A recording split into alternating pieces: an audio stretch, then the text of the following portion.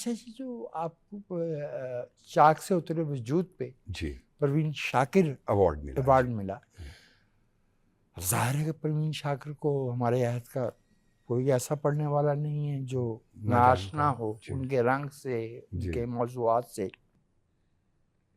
جو آپ کا شعری خمیر ہے، جی جی میں رائے دینے پہ معذرت خواہ ہوں، اگر غلط بھی مجھ سے ہو سکتی ہے، وہ شخصی تجربے کے بجائے فکری سوالات سے اٹھا ہے. جی زیادہ تر اس کا غالب حصہ ہے. میں شخصی تجربات ہیں جی، لیکن وہ ذیلی حیثیت اختیار کر جاتے ہیں. جو ایسنس ہے آپ کی شاعری کا، وہ فکری سوالات ہیں، وہ فکر کا عمل ہے. درست. تو پروین شاکر ایوارڈ ملنے پہ کیسا محسوس ہوا؟ میری پروین شاکر صاحبہ کی جو شاعری ہے اس سے تو میری شاعری بہت مختلف ہے، بالکل الگ الگ تجربے ہیں. لیکن اس ایوارڈ کی کہانی یہ ہے کہ علی محمد فرشی صاحب کو ملا، عامر سہیل کو ملا، اور اس کی ایک کہہ لیجئے کہ ایک ڈیکورم اس ایوارڈ کا ہے. اور ایوارڈ تو کوئی بھی ہو، تو مجھے بہت خوشی ہوئی. اور پھر اس ایوارڈ کے ساتھ ظاہر عکس خوشبو جو خود غیر مجسم ہے، اب اس کا عکس کیا ہوگا. مجھے اس کا نام بھی بہت اچھا لگتا تھا. تو ایوارڈ کسی بھی نوع کا ہو، کسی بھی نوعیت کا ہو، وہ یوں سمجھیے کہ جو آپ کے رت جگے.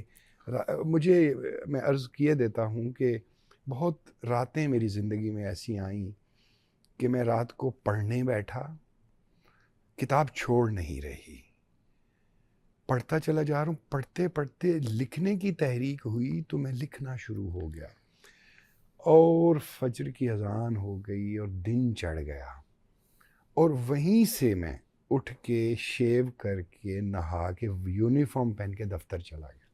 ایک لمحے کے لیے بھی نہیں سویا.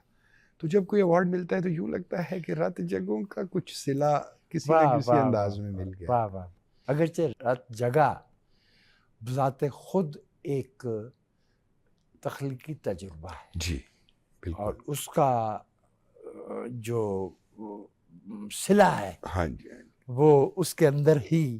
ہاں جی، کسی کی کہاوت ہے کہ رات جو ہے وہ شاعروں پر مہربان ہوتی ہے. واہ واہ واہ واہ، اے رات مہربان ہو. یس. آپ نے کہیں لکھا کہ آپ کو تارڑ اور مارکیز پسند ہیں. جی. اچھا، تارڑ ہمارے ہاں تو بہت پہلے متعارف ہو گئے تھے. جی جی. مارکیز لیٹ 80s میں پہنچے. جی.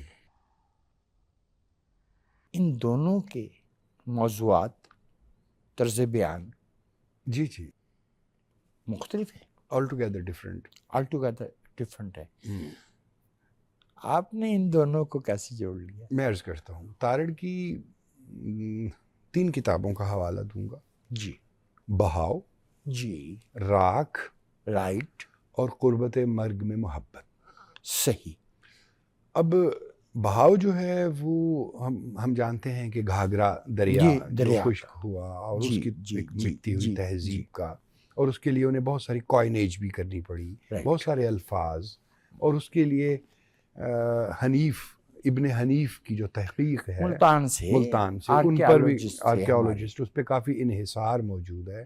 پھر عباس برمانی ہمارے ایک دوست ہیں جی، وہ بہت اچھا چوٹی زیری میں ہوتے ہیں اور بہت اچھا لکھنے والے ہیں. اور ان کا تو یہاں پر میں مارکیز کو بھی لاؤں گا کہ یہاں پر انہوں نے سچویشن کو کریٹ کرنے کے لیے ایک جھلک نظر آتی ہے اس میجیکل ریئلزم کی جو مارکیز کے ہاں ہے.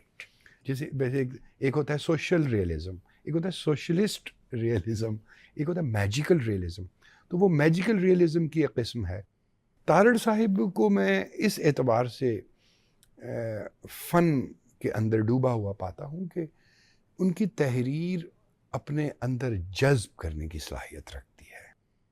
حرف مطبوعہ سے اتنی طویل وابستگی، جی، سنجیدہ ادبی ذوق اور شوق اور ریاضت کے بغیر ممکن ہی نہیں. جی بالکل. جیسی کسی صورت بھی ممکن نہیں. بہت ریاضت، بہت مطالعہ، بہت مشقت. بالکل بالکل. نامی کوئی بغیر مشقت نہیں ہوا. واہ واہ. 100 بار جب عقیق کٹا تب نگیں ہوا. تب نگیں ہوا. جی. شہزاد صاحب، آپ کا شعر رائے دینے پہ معذرت جی. غنائیت کی بجائے خیال پہ استوار ہوتا ہے. یہ نہیں کہ وہ غنائیت سے خالی ہے، لیکن اس کی جو توانائی ہے وہ خیال پہ ہے.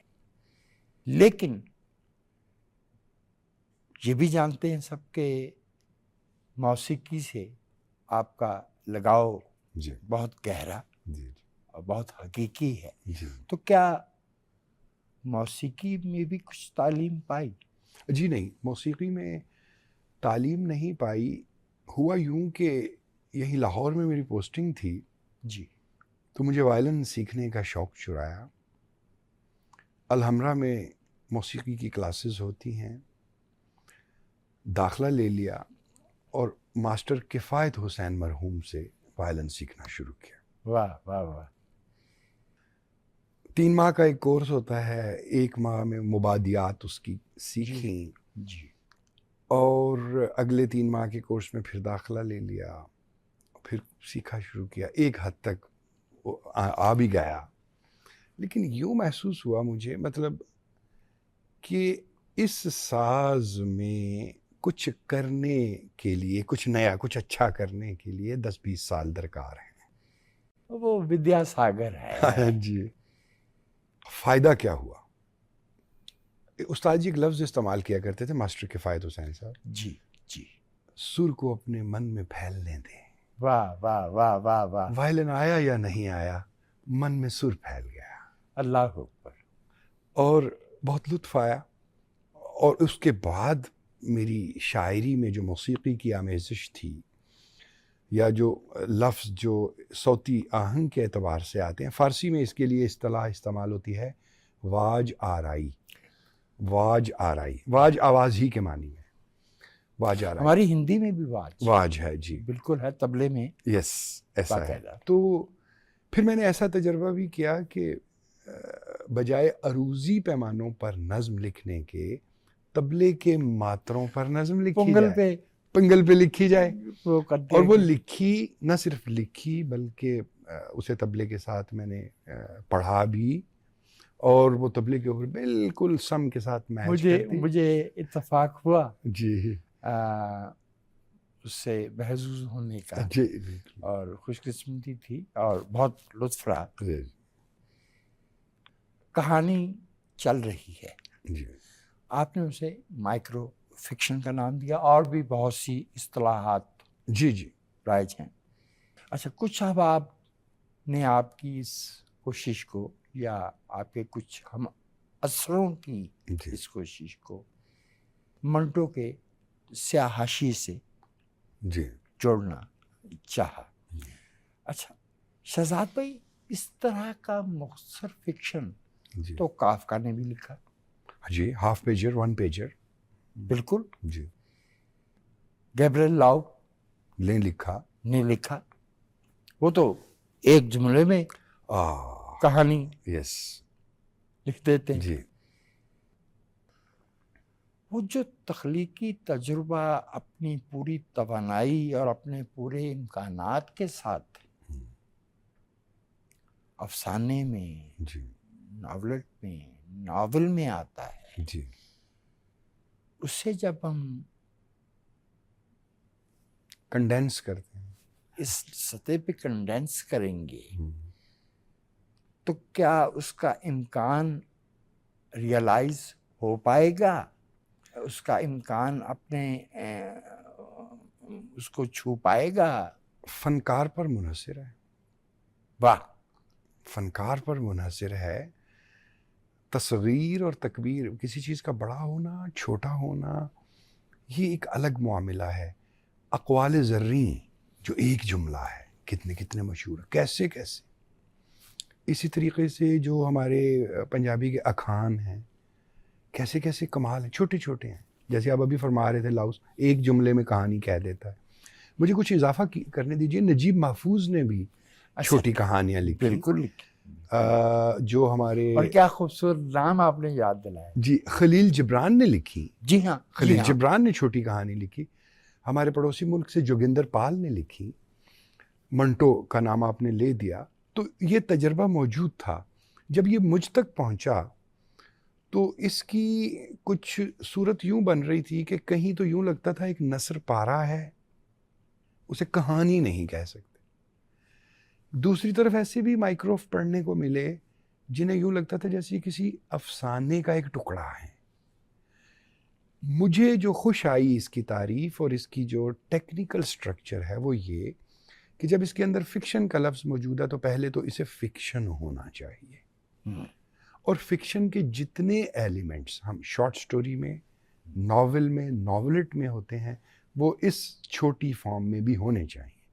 تمام ایلیمنٹس، یعنی کہ واقعیت، ماجرا، کردار، کردار، مکالمہ پاسبل حد تک، اور منظر نگاری پاسبل حد تک.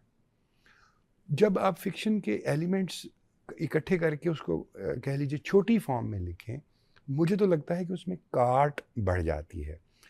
جب سیکل کر رہے ہوتے ہیں لوہے کو تو وہ گرم ہو کے پھیلتا ہے، اور پھر جب اس پہ پانی ڈال کے اسے کوٹتے ہیں تو دراصل اسے چھوٹا کرنے کا عمل ہوتا ہے. تو مجھے یوں لگتا ہے کہ یہ کہانیاں نشتر بھی ہیں، خنجر بھی ہیں، اور یہ کہانیاں معاشرے کے تضاد، جو تضادات نظر آتے ہیں، عجیب عجیب تضادات ہیں، ان کی طرف اشارہ کرتی